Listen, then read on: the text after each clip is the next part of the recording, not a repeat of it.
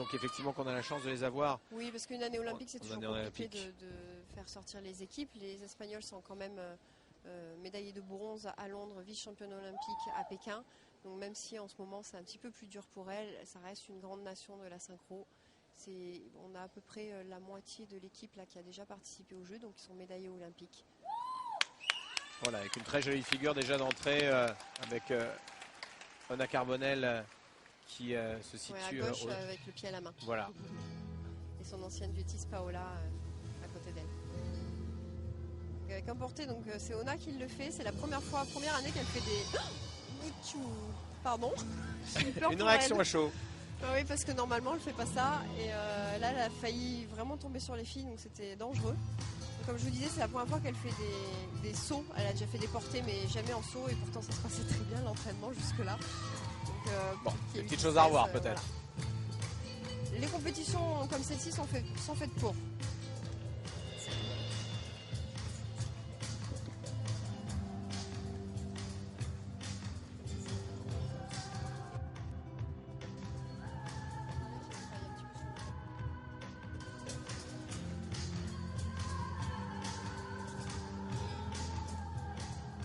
C'est une équipe quand même mature, mais on le voit, elles sont précises individuellement.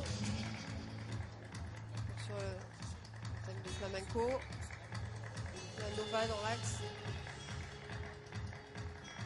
Des synchros sur les grilles. Toujours une belle hauteur, il n'y a pas trop de bouillon, ça reste assez clair et précis.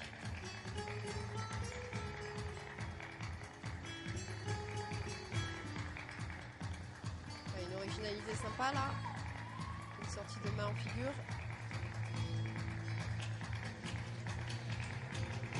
La cascade, pareil avec les changements de formation. Très varié. 3. Juste devant les juges, vraiment au ras de la table. 4 changements de formation. Toujours en mouvement, elles sont assez serrées, vous avez pu remarquer aussi là, c'est vraiment compact, c'est très joli.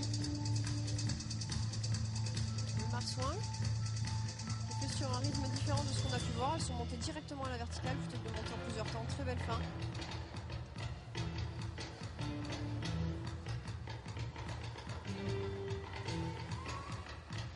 Et donc Ona nage cette année le programme technique tout simplement parce qu'aux Jeux Olympiques on a droit qu'à une seule remplaçante. Donc en effet en ayant Gemma qui nage le duo, elle ne nagera pas elle le ballet d'équipe. Ona avait l'obligation de nager le ballet. Et d'ailleurs, Gemma est emballée par ce qu'elle voit, parce que vous l'entendez frapper des mains. Elle est la première supportrice de sa camarade de duo. De l'équipe entière. Et de l'équipe entière, bien évidemment. Voilà, série de ballet line avec une jolie fin.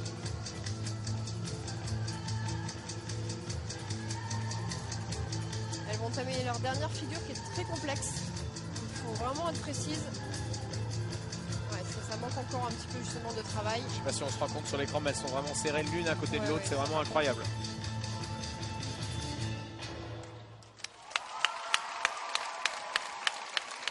Un très joli final.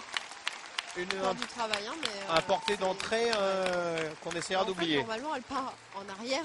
Là, elle a sauté, elle est partie en avant. Donc heureusement finalement, parce qu'elle n'est pas tombée sur les filles. Bon. Ça arrive. Voilà, les Espagnols qui vont